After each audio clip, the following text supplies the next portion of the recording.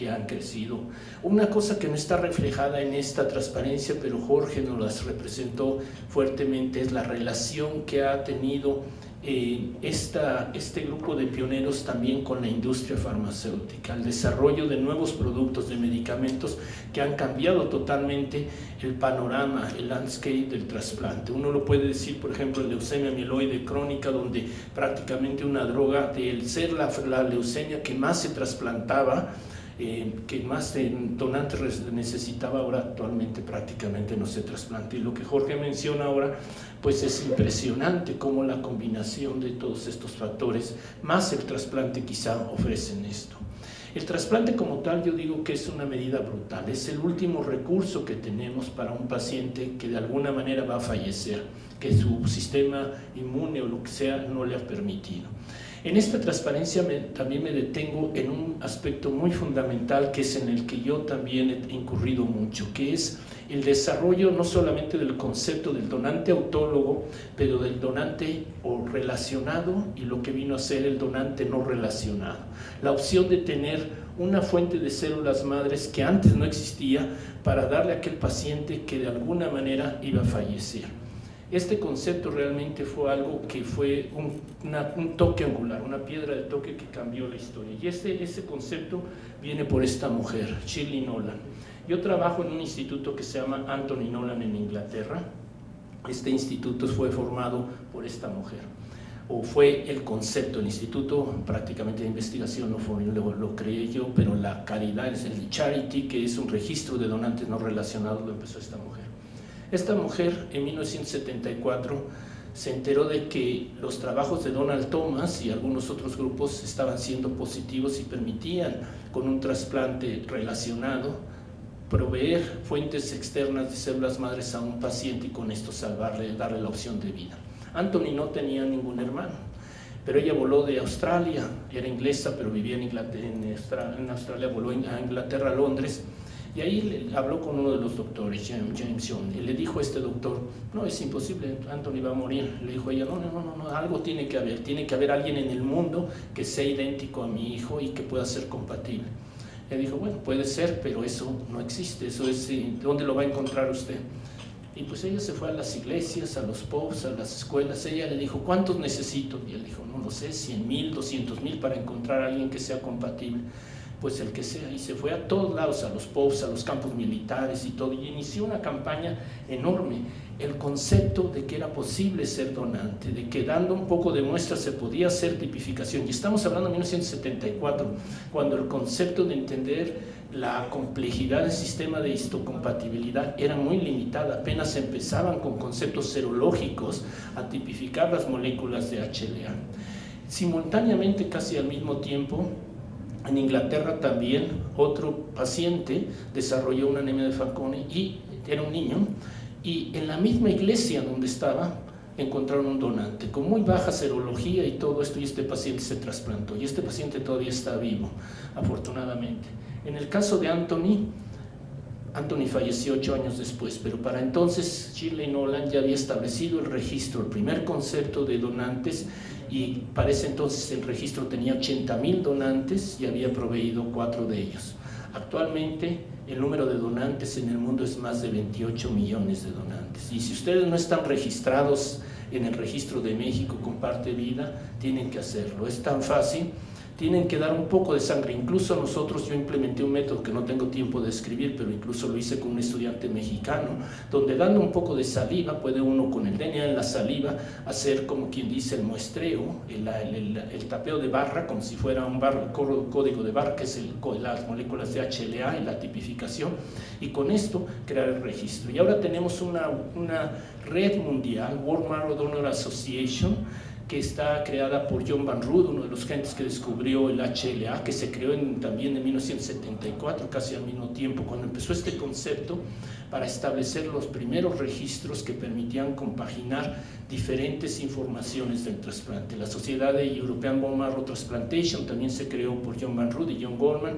Yo tuve el honor de ser presidente de esta sociedad apenas hace 4 años en Europa, y esto ha permitido recompilar esta información. Gracias a estos 29 millones de donantes,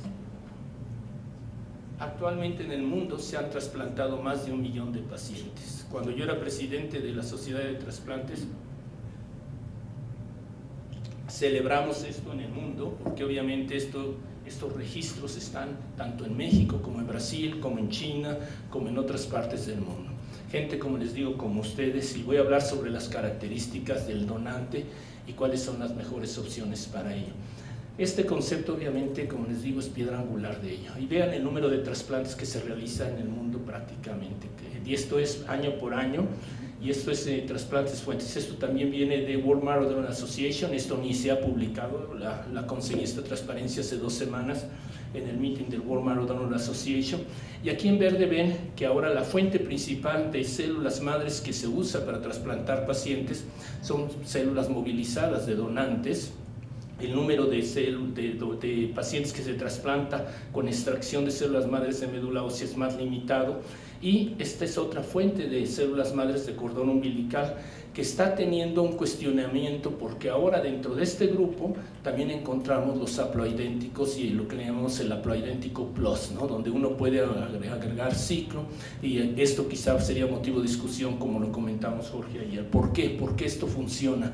¿Y por qué no funciona en otras condiciones? ¿Por qué el darle ciclo al día 3 o 5 en un momento dado uno modifica totalmente la frecuencia de células reactivas y aloreactivas, y esto lleva a esto?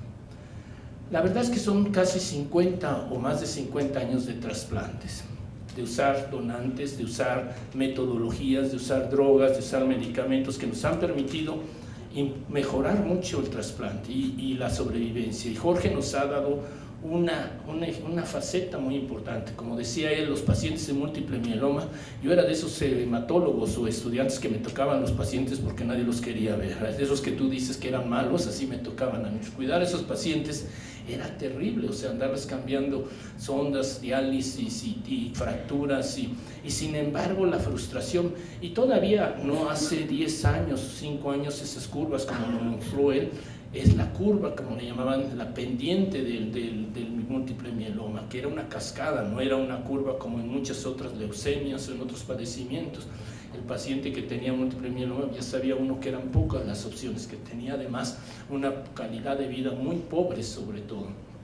Entonces, después de 50 años, si no nada más analizamos múltiple mieloma, pero analizamos todas las características por las que usamos trasplantes, la pregunta es, ¿hemos hecho una diferencia? ¿Hemos mejorado? ¿Seguimos viendo los mismos diablos, los mismos demonios?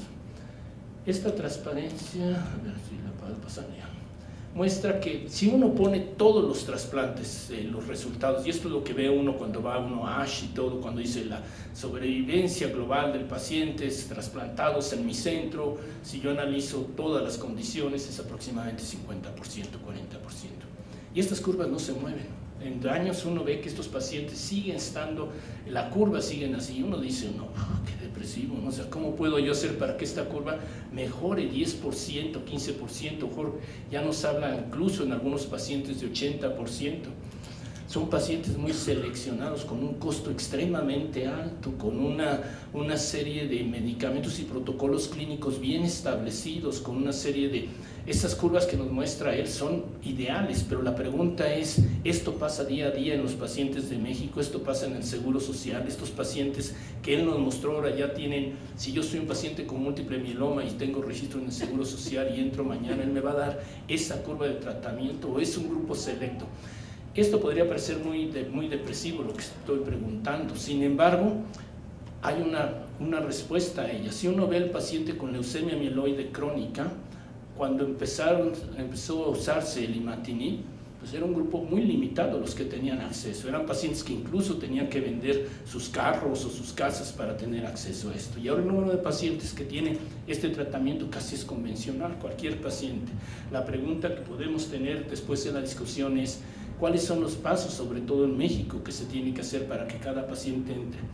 El otro punto es que cada paciente que nos muestra Jorge está en un ensayo clínico. Esos pacientes que él nos muestra son pacientes que de alguna manera están en un protocolo bien establecido.